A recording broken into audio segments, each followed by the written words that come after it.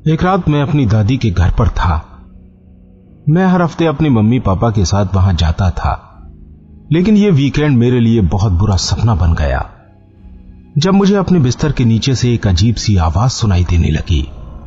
मैं जानना चाहता था कि यह आवाज कहां से आ रही है, लेकिन मुझे कुछ भी समझ में नहीं आ रहा था। सुबह के 3 बज रहे थे और मैं अपने फोन पर अपने फेसबुक फीड को स्क्रॉल कर रहा था। अचानक मेरे फोन की स्क्रीन हिलने लगी। मैं बिल्कुल भी नहीं समझ पा रहा था कि क्या हो रहा है। थोड़ी देर बाद मैंने सोचा कि मुझे कहीं नींद तो नहीं आ रही, लेकिन उसी समय मैंने एक औरत की आवाज सुनी जो मुझे बिस्तर के नीचे देखने के लिए कह रही थी। तो मैंने अपना फोन अपने हाथ से नीचे रख दिया। थोड़ी देर बाद मेरा फोन अचानक से फर्श पर गिर गया। मेरा गला अचानक से सूखने लगा। मेरी दिल की धड़कनें भी बहुत तेज हो गई थी। मैं बहुत डर गया था। मैंने अपने कमरे की चारों तरफ देखा, लेकिन वहां पर कोई नहीं था। उस औरत की धीमी धीमी आवाज अब बढ़ने लगी थी। वो आवाज धीरे धीरे चीख में बदल गई। मैं जल्दी से अपने बिस्तर से कूदा और बाहर निकल गया। जब मैं सीढ़ियों से नीचे उतर रहा था, तब मुझे किसी के कदमों की आवाज भी सुनाई दे रही थी। मुझे ऐसा लग रहा था जैसे कोई मेरा पीछा कर रहा है, लेकिन जब मैंने पीछे मुड़कर देखा तो मुझे कोई नहीं दिखाई दिया।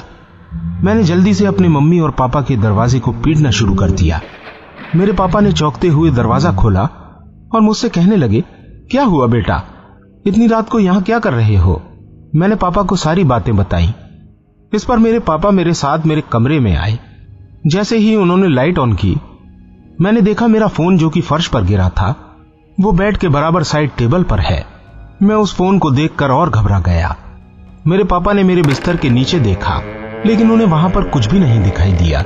मैंने उन्हें समझाने की बहुत कोशिश की, लेकिन वो समझ रहे थे कि मैं उनसे मजाक कर रहा हूं। वो कमरे की लाइट बंद करके बाहर चले गए। अब उस कमरे में एकदम अंधेरा था और मैं अकेला था। मेरी दिल की धड़कनें मानो मुझे सुनाई दे रही थी। मेरे माथे से पसीना भी निकल रहा था। मैं उन अजीब अजीब आवाजों के बारे में सोच रहा था, लेकिन तभी किसी ने मेरे बिस्तर पर दस्तक देना शुरू कर दी। किसी तरह मैंने कुछ हिम्मत जुटाई और बिस्तर के नीचे झांकने का फैसला किया। जब मैंने वहां देखा तो मुझे एक कागज के टुकड़े के अलावा कुछ नहीं दिखा। मैंने उस कागज के टुकड़े को बाहर निकाला तो उस पर लिखा हुआ था, क्या तुम मुझे देखना चाहते हो? मैंने बहुत हिम्मत करके उस कागज के टुकड़े पर हां लिखा और फिर से उस कागज को अपने बेड के नीचे डाल दिया।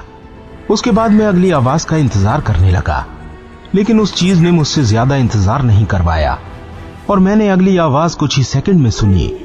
मैंने फिर से कागज को बाहर निकाला। उस पर लिखा था कि फर्श पर देखो।